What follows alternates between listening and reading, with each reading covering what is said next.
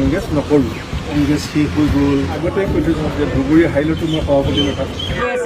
মহিলাদের বাচ্চা দেওয়ার মুসলিম যন্ত্র বলে কই থাকে ইউনিভার্সিটি আমি কলেজ একটা বনাম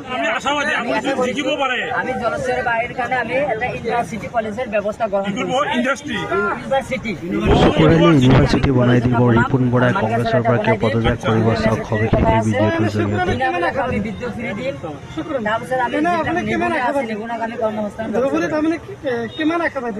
আপোনালোকে ভোট দিব, আপোনালোকে জিকাব। গতিকে আপোনালোকে আমাৰ এই দল আপোনালোকৰ দল।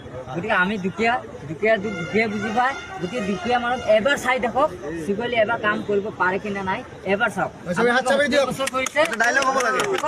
যিবিলাক আমাক বিজু আছে যেনেকুৱা ডাইলগ মাৰিছে মুছলমানক ভোট নালাগে যিসকলে নমাই আৰু মালিকাচৰ এটা বনাই দিম। মেছেজৰ কথা আছে আমি বিদ্যুৎ ফ্ৰী দিম।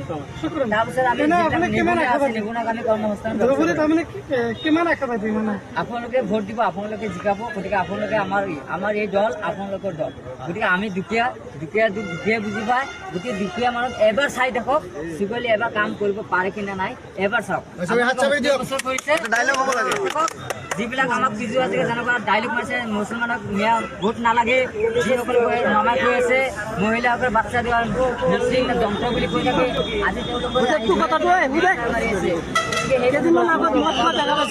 ধুবুৰী সমষ্টিটো কংগ্ৰেছৰ বাবে আটাইতকৈ ডাঙৰ প্ৰত্যাহ্বান এইকাৰণে আছিলে যে বদৰুদ্দিন আজমল বা ARDFক উৎখাত কৰাৰ এক ডাঙৰ পদক্ষেপ আপোনালোকে গ্ৰহণ কৰিছিলে। ধুবুৰীত আচলতে কেনেধৰণে আপোনালোকে এইবাৰ আশা কৰিছে? প্ৰত্যাহ্বানটো মই আগতেই কৈ থৈছোঁ যে ধুবুৰী হাইলতো মই সভাপতি নাথাকোঁ। প্ৰথমতে কৈছিলোঁ আজমল ডাঙৰীয়াক লগত ল'লে মই সভাপতি থকালৈকে বদৰুদ্দিন আজমল ডাঙৰীয়াৰ লগত একেলগে কংগ্ৰেছ নকৰোঁ।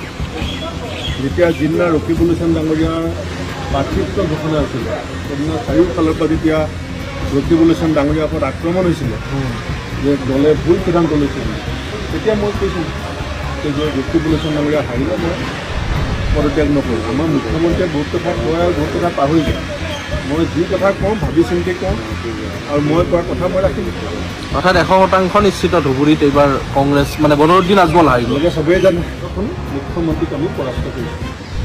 ৰাজীৱ ভৱন শূন্য হৈ যাব, কংগ্ৰেছ শেষ হৈ গ'ল, আমুক গুচি গ'ল, তামুক গুচি গ'ল, এইধৰণে যিটো তেওঁ মাইণ্ড গেম বুলি কয় পলিটিক্সত এতিয়া এই মানুহবিলাকৰ মগজটোক নিয়ন্ত্ৰণ কৰিবৰ কাৰণে তেওঁৰ যিটো ৰাজনৈতিক কৌশল অৱলম্বন কৰিব, আমাৰ দলৰ নেতা কৰ্মীৰ ওপৰত যিটো চাইক'লজিকেল ৱাৰ মনস্তাত্ত্বিক যুঁজ যিখন কৰিছিল তাত মুখ্যমন্ত্ৰী ডাঙৰীয়া বিধ্বস্ত হৈছে।